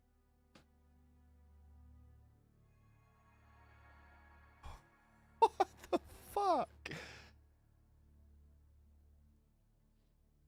Every dev I hear talk about this game seems biblically out of touch. Honestly, Gotha, thank you so much for the 5, man. I appreciate you, dude.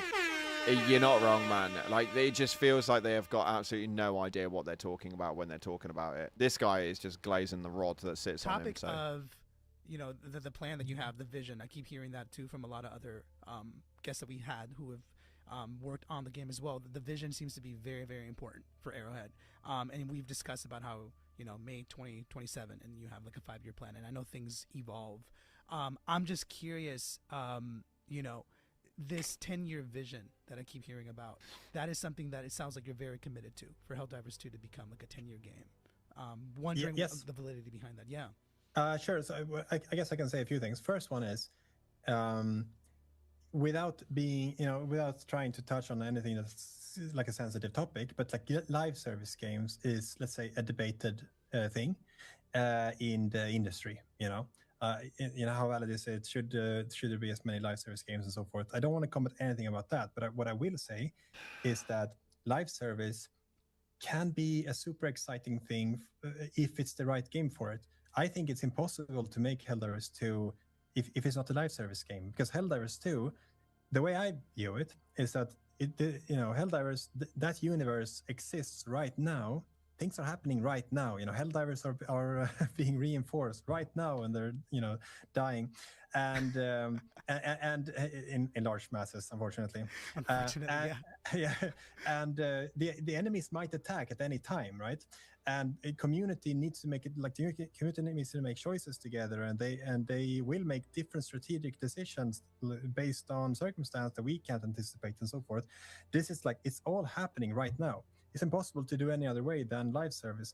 And for it to be an exciting game that can live for a long time, it needs to be live service. Like, we need to update it as we go with more functionality, more interesting ways that things can play out. Dude, they know what to do. Like, he's saying it out loud. They know what to do. It is where it completely loses me, and I just get really fucking confused by it. Like, I'm absolutely baffled, because they know what to do. He's literally saying it out loud. Doing it takes time, though. Game's 2.5 years old, dude. Like, I understand what you're saying, but, like, it does take time. They've had time. 2.5 years. Name me another game that came out 2.5 years later, players still gave it the opportunity to rebuild. No. No Man's Sky came out. It was fucking shocking. The player base depleted down to about the same numbers that these guys were at, and then slowly depleted into lower. And they turned it around after a couple of years. They went, no, we're not fucking having this. We're redoing it all, and we're making it right. And they just started working and working and working to the point where now, when a game does shit and it comes back, we call it the No Man's Sky effect. Or at least in the industry, we call it the No Man's Sky effect, because it's what they actually did. They know what to do. He's literally talking about it word for word. More interesting consequences in the galactic war, more interesting gameplay mutability.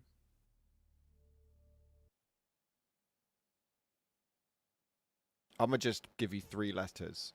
All right, bear in mind, he's just said that there needs to be more interesting outcomes in the galactic war. I'm going to give you 3 letters. A, S, S.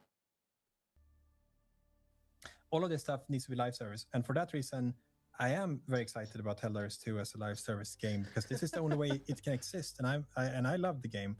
So I want to we're definitely going for a 10-year horizon. That's what we're aiming for. Let's just make this the best live service game ever. So the passion is there for us. We want to keep going because it's super fun and it's the only way that this game can exist. You know, it's a live service game and this is I think that I hope that Helldivers 2 can act as a good example of what you can do in this medium if this is the sort of path that you pursue. I hope that we can be a good example there, and I hope that we can do things differently in ways that can inspire other studios and other games. Can sort of draw some inspiration from this, like the whole game master thing and the community working together and so forth. But anyway, on this 10-year horizon, the willingness is there, but it is quite abstract, as I said. So I don't know exactly what features are going to come out in 10 years. That I don't know. But for I can talk a little bit about how we are developing the game, if you want to. Yeah, in broad terms, of sort of our North Stars. Or okay, well, one thing is that for us it's very important that we design like fantasy first, is what we call it. So we visualize like an experience. Did he just layer up his own next question? He's like, you aren't going to ask me these questions, so I'm going to do it. That you can have as a player, and we start there. So, for example, what does it feel like to sneak through a jungle in our game? You know, to actually do this like a sneak and do more sneak missions and so forth. And then we would like look at movies that feels like what we're after. And when we talk about it, and we say, okay, well, these are our inspirations. You know, these different movies or TV series or even episodes or stuff like that. You often draw inspiration from movies and TV series, not very often from games. And then we talk about, okay, what sort of dynamics are needed for this to work? Like what sort of game mechanics do we need to get in place for this to work? Do we need like silencers? Do we need crossbows? Do we need, whatever sneak mechanics that you might want to do? So we start there. So we map out like all of the different fantasies that we want to do, like all of the different war fantasies that we want to do.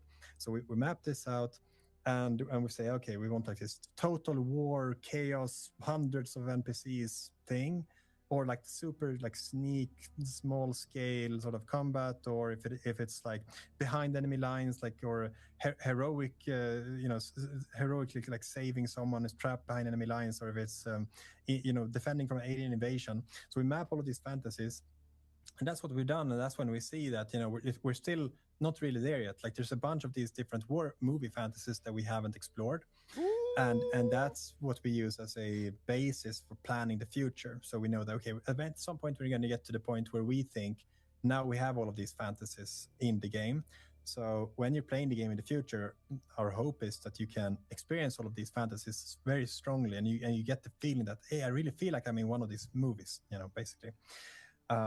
That's where we start. We don't start with, hey, even though we do this, of course, also, we don't start with looking at, what's the yeah, Lilith, you know what I mean? Have, or a specific weapon we don't have, or what sort of enemy behavior is missing from our game that could make for an interesting. You nailed that one, Lewis. Nailed it. We start with what's the emotional impact of being in these scenarios, participating in these fantasies. Bro talks about the game like it's an alpha/early access.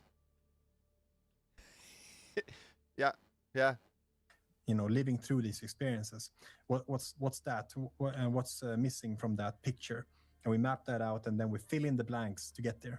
Does that make sense? That makes perfect sense, actually.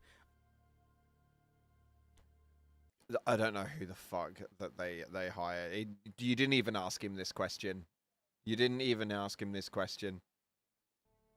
I love that movies are such a huge inspiration because a lot of the times it does feel like you're playing through a movie. And I love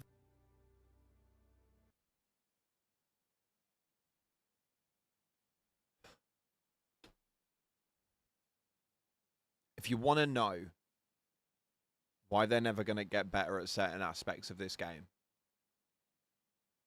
you're literally watching it right now. Literally. that these are such a huge inspiration because a lot of the times it does feel like you're playing through a movie, and I love that you already mentioned like behind enemy lines, which I think we got with the commandos, large scale wars and everything. Is there one specific fantasy that you are all about that hasn't made it yet, but maybe is in the works, that you're like a big fan of? Yeah, I think the one that's most Tell us some info. Missing most clearly for me is like the absolute total war, and that might come as a surprise because the game can be very You're getting me chaotic. excited, man. Oh but, my god. But I mean, like I'm not. This is Who is this dude? Specific fantasy that you are all about that hasn't made it yet, but maybe is in the works, that you're like a big fan of? Yeah, I think the one that's most missing most clearly for me is like the absolute total war, and that might come as a surprise because the game can be very You're getting me chaotic. excited, man. Oh my god. But I mean, like I'm not. This is not a promise. Trust me. Like the tech guys will come and strangle me. But what I'm saying is basically, if you would be in, you have like 400 I shouldn't say a number. Let's say many friendly NPCs or other players facing off against like hordes of other enemies. So it's more of that sort of, imagine like a medieval combat, two armies clashing, or like Helm's Deep scene or something like that. That we don't have yet. It's still very much. I mean, apart like the first step we took towards that was we added Thief soldiers for the Battle for Super Earth. That's right. So yeah. when you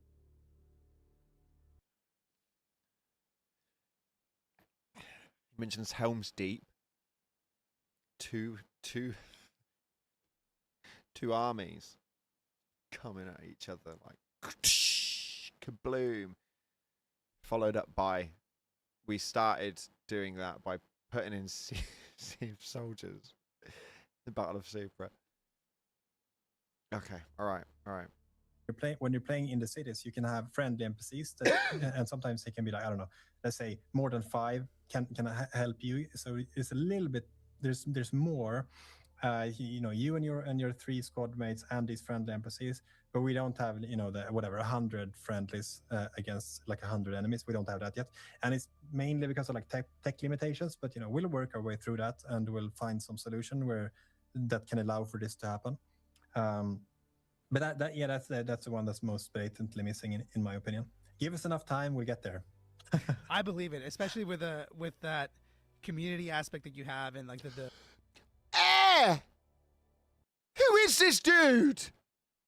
Did you just hear that? the passion behind the team. I don't doubt that you actually will get there, and I think that'll be something massive when, if and when it does come out. And I'll know who to credit to. I'll point at you to be like, Everyone knows that is like, you read online, everyone wants this, but yeah, so I can't take credit. Mikael, I want to say thank you so much for taking time out of your day to talk to us. I know that it's been a lot of questions about the game, and I think that personally, I keep saying this, but I am a huge fan of what you guys do. I'm a huge fan of the game. I think it takes a lot for a game to keep me coming back 2 years later, and I'm still checking in frequently, getting all the updates. I have all the Warbonds. I have 2 accounts, by the way. I have one character that's level 100, and then I started again with a new name, and now I'm level 43 on that character, and I haven't done that for any other game, and I really mean it. Like Thank you so much, man. It's so happy to hear it. It's been a fun adventure, and You could have just got his one character to level 150. I'm just throwing that out there. I want to see Cloud interview Mikael. They wouldn't ever do it. They'd never do it. They'd never do it. I've sat in a room with Mikael. I've sat on a sofa with Mikael. I've had conversations with Mikael. And he has spieled the same bullshit to me too. Because when I asked him, obviously, like, what's the line for Helldivers? Like, where does it go? The answer that I got back was that Helldivers has no ceiling. It doesn't have a ceiling. There's no limit to what we can do. To which point I just kind of said, like, why are we putting our own limits on it then? Didn't really get much of a response from that. So I don't think they'll ever put me in that position. So, but I bet anything this dude never played the game. he's definitely played the game. He has go through. Oh, this dude here. The interviewer. I don't know. I don't even know who he is. But that's probably part of the job, right? I guess to sort of wrap things up, I'm curious if there's anything that you maybe want to tell the community, or like some of the people who are diving today, or whenever they watch this, anything you want them to keep in mind as they play this game. Let's see. I think caught me a little bit off guard with this question, but I'll think of something good. What I want them to keep in mind, like the power of friendship.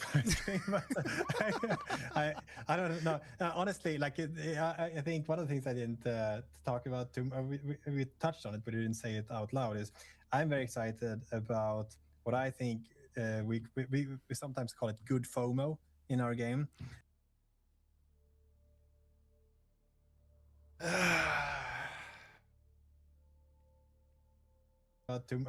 We touched on it, but we didn't say it out loud. Is I'm very excited about what I think we sometimes call it good FOMO in our game, and good FOMO is how we structure the Galactic War. So we have these epic events like Battle of Cybersand, Battle of Super Earth, and so forth. I'm very happy with how Battle of Cybersand turned out, by the way. But that's like you have to participate there. Like if you blink and you miss it, you miss it. It's not going to happen again. No. And that's sad. Like you can't press replay. It's not going to happen. And that's like sad for me as well, because if someone joins after Battle of Cybersand, like, hey, I heard it's so cool, and then now we're in a little bit of a down period, right? It's not as cool exactly at this very moment. That can be a little bit of a bummer. But what I will say is that we're trying to get to the point where every week is interesting, of course. This was recorded at the beginning of the year. I'm gonna just remind you that this was recorded at the beginning of the year. And this would be part of that update that I talked about earlier with how we're going to update the Galactic War. What I'll say is, like, stick around for these events. It really is fun when these big things happen, either because they're triggered by the community or because they're triggered by us. That's where, like, that's when you feel the magic, in my opinion. And I hope everyone can get to participate that and play with their friends. And if they do, and for those who've already done that, I hope it gave you a real value. I hope it felt good. I hope it felt as good as it felt for me to play Ocarina of Time as a kid. These are memories that I bring with me my entire life, and precious memories. And if we can do that for other people, then I can't ask for anything else. Then my life also has meaning. Basically, I love that. So yeah, I hope we do something good for people. I think you are, man, and I can sense the passion, even though you're on a screen. I can sense the passion from way across the pond, because I feel like you've given us all really good war stories, I would say, to bounce off of what you were saying. Like Malevolon Creek, I feel like a lot of the Xbox divers that I've met have been asking, like, what was that? What is that? But it's fun to have that FOMO of, like, I was there. And then Cybersand is that same thing. And I gotta, tip my hat to that I think as a team, you've achieved that. And I don't see that very often, but I do feel like going forward, we're going to see that more in other games. And that's my hope. My hope is that there's more of that, passion. Not saying that there isn't, but I do feel like you're going to do that. And Whoa. Dude, come on, man. Like, you can't... Right, I was speaking to the lads yesterday. It was yesterday. And one of them turned around and said to me, Keej, you guys obviously already know who Keej is. He turned around to me and he said, do you know what? I actually miss the feeling that I had with Helldivers 2. Like, I've not found it for a little while. Like, there's no game that I'm really deep into. Like, I miss, like, looking forward to update day. I miss jumping on with the boys and just laughing as we all get fucking blown to smithereens. Like, I miss... And there was just so much of that. And I'm like, the game isn't dead. It's still here. And he's like, yeah, no. Listen to your players, man. Listen to your players. Like, in a nutshell. In a nutshell. Fucking mental. Okay, alright. Well, these were fucking eye-opening. I think this one would be a good one to watch. We're not going to watch it right now, but I am going to put it on my watch list. Usually high-pitched because I think as well. Still, like, listed on it, but still not I love out. his voice. So the first session I think I could talk about probably is Final Fantasy VII Remake. Be coming out Q4 this year. Possibly. wow. It's as crazy as that sounds. My first session was over 6 years ago. So that's about how long I've been doing video games. Like 2019 was my first video game job. Still not released. Maybe coming out Q4 this year. Fair play. We might watch this maybe tomorrow. You know what I mean? Like, Like, we might watch this tomorrow because I kind of enjoy these. I really actually enjoy it. I like just chilling out, just chatting shit with you guys and just vibing and stuff like that. It's quite fun. But yeah, Lewis, you are right. Yeah. Yeah, we used to sit in a chat on Tuesdays waiting for the update, just an update. Now I don't even care, and it's horrible. It's bullshit, man. It's absolutely bullshit. I just think that it's so out of touch, and I don't know how they can be so out of touch on their own game. Do you know what I mean? I don't know how they can be so out of touch on their own game. It's frustrating. I really wish that they'd just pick up the fucking ball and do something right, because they don't seem to be doing it. And I don't particularly understand why. But Arrowhead has beautiful intentions and passion and absolutely no follow through whatsoever. This is the confusing bit, right? I think that's the bit that really frustrates me the most, is they have like the best insights in terms of what they want to do, or at least they know how to talk about it. They know how to talk about it, but it just feels like what they want and what they do are just two different things. Honestly, it's like, do you know what I mean? It's so sad that we got here. They have such a wonderful foundation to make something truly unforgettable. Honestly, like it connected me with some of my closest friends, like as of now. Like, I've been able to travel across the country and meet a load of people, and like I've gone to Comic-Con events and met a massive community of Helldivers who wildly enough like fucking knew who I was, and they were like excited to have the conversations, and like it's done so much for me as a creator, as my career, and as a person. It's done like just so much for me. I just don't seem to understand how they can talk a really good game and know what needs to be done and then just not do it. You know what I mean? I don't know. It's a little bit weird. I don't particularly understand it. Let me just go to the mid-cam and take this off here. No, we don't want that one off. We want this one off. Take that off here so it resets. But yeah, it is frustrating. It is frustrating. I keep my fingers crossed, and I really do try and hold a torch to it that one day something will go right with this fucking game. I really, really do, and I'm hoping that they turn it around. I'm not 100% positive, but I'm here for the fucking ride, dude. I'm here for the fucking ride. We've got a few other games that we're covering on different channels, so we're doing what we're doing. For today, though, I am on dad duty. Tomorrow, we should be in for a longer stream, a substantially longer stream, on a Saturday, nonetheless. But today is summer holidays. I've got both my kids here, and so far they've done absolutely great to be able to sit around the house for 2 hours, and yeah, you know, it came in the end. Yo, how's it going, Hadu? How's it going, man? You have to drop in tomorrow, mate, or drop me a message on Discord or something. Need to catch up on it. But yeah, we will be live tomorrow, hopefully with a longer one. We may watch this. We'll get some games in.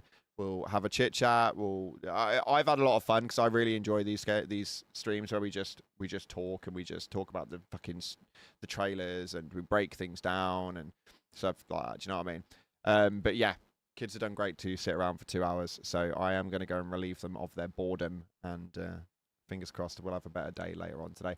But yeah, we will get into some games over tomorrow, so make sure you stay tuned. We're going to have a video coming up for you guys tomorrow. We might have an Art Graders video going up for you guys later on tonight, so make sure you stay tuned to that one over on the Cloud News channel. Thank you so much again for watching, guys. If you haven't already, make sure you're hitting the like button and subscribing with post notifications turned on. It'd be greatly appreciated. And make sure that if you are on any of the other platforms, Twitch, Kick, and or otherwise, please do hit that follow button. It helps me out more than you guys will ever know. Plymouth, thank you so much for the gifted membership. Just in that last minute, heading into Maverick G233. I really appreciate you, dude. I really appreciate you. Anyway, chat. Lalo with the 2. Thank you so much, my man. I really appreciate you. Says take care, Cloud. Hopefully for better things. I really fucking hope so, dude. I really hope so. After watching this, I'm thinking of taking a long break. Hey, I don't blame you. I think that the next 2 weeks will be a little bit dull, but then the Warbond will drop, and I'm hoping that it's going to be quite good. Really hoping that it's going to be quite good. We'll have to wait and see as to whether it is or not, but I am trying to be hopeful. Trying to really be hopeful. Hadi, thank you so much for hitting that Cloud God membership, dude. Dude, you lot are really not letting me leave right now. Thank you so much for that, Hadu. Appreciate you hitting a membership in, man. Comes in, drops a couple of messages, hits a salute, and drops a fucking membership. I really appreciate you, man. I really, really appreciate you. Have a great rest of your day. Stay frosty, my friend. It's a hot one out there. Cheers. It is quite fucking warm. It is really, really quite warm. I don't think we're that bad right now, though. We're at 23. It's manageable. It's manageable. Right, I'm going to go be a parent. I will take it easy. Hopefully, you guys take it easy. Thanks again for watching. Like, subscribe. Appreciate your faces. But as always, up until the next time, see you in the clouds.